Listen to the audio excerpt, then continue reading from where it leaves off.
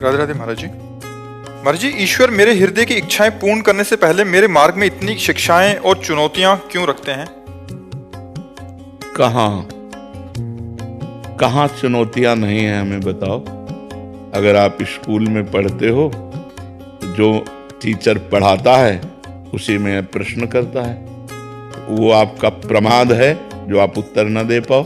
नहीं तो 1 साल का समय मिलता है, एक क्लास के चैप्टर को वही टीचर आपको पढ़ाता है और फिर उसी क्लास के चैप्टर से ही प्रश्न होता है, और जब आप प्रश्न में पास हो जाते तो आपको शाबाशी मिलती है, आप अगले क्लास में जाने योग्य हो गए। तो ये तो हमारा सिद्धांत बना हुआ है, कहाँ प्रश्न नहीं है, किस मार्ग में कसौटी नहीं है। कहीं भी कुछ भी बनना चाहोगे तो आपके सामने प्रश्न आएंगे, आपको परीक्षा देनी होगी, तभी आप उसकी योग्यता प्रमाणित होने पर उस पद के अधिकारी बनेंगे। ये परम पद है। ये तो आप कामनाओं की पूर्ति की बात कर रहे हैं, जो निष्काम परम पद है। तो चरम अवस्था का परम पद प्राप्त करने के लिए बहुत छोटे छोटे प्रश्न आते हैं, इतने बड़े पद के लिए बहुत छोटे प्रश्न आते हैं। आप देखो, एक आदमी जब आर्मी में जाना होता है कितनी मेहनत करता है। हमने देखा है, जब भ्रमण कर रहे थे गंगा किनारे तो फतेहगढ़ फर्रुखाबाद में हम काफी दिन वहां एक आश्रम में रुके थे गंगा किनारे, तो देखते थे बहुत परिश्रम, मिलिट्री के जवानों को बहुत रेत में दौड़ाना, धूप में दौड़ाना, वो मोटरसाइकिल से ऑफिसर चल रहा है उसके साथ दौड़ना, और जरा सी चूक हो जाए तो पिटाई होना, पेट पकड़ के से नोचना, और क्या क्या।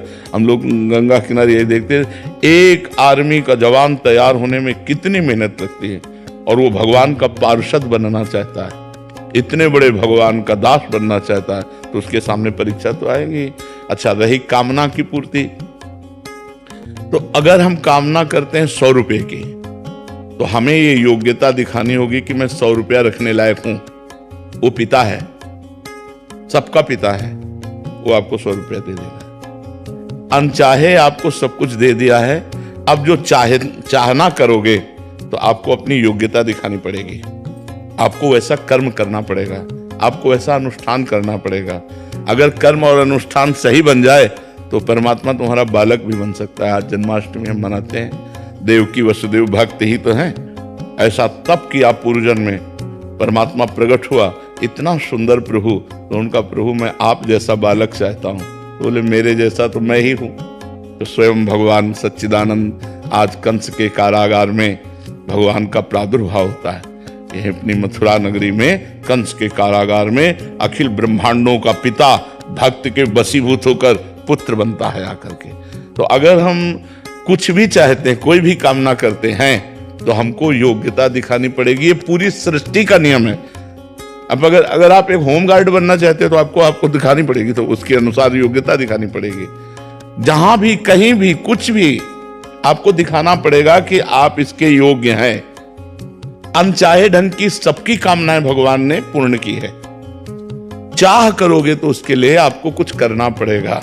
अनुष्ठान, पवित्रता, तपस्या, जितेंद्रियता, ये दिखाना पड़ेगा आपको। तो वो रोड़े नहीं होते, वो प्रश्न होते हैं। आप उस प्रश्न का उत्तर दीजिए। अब आपके सामने विपत्ति रूपी प्रश्न आया है, अब आप भगवान का चिंतन करते हुए उस विपत्ति रूपी प्रश्न का उत्तर दीजिए कि आप घबराएं मत। जो उस समय हमें विवेक अंदर से मिल रहा है, हम उस विवेक के द्वारा उसको पार करें। पैर तोड़ दिए जाएंगे, अब चढ़ के दिखाओ, ऐसा है ये मार्ग। तुम्हारे हाथ तोड़ दिए जाएंगे, अब उठा के दिखाओ।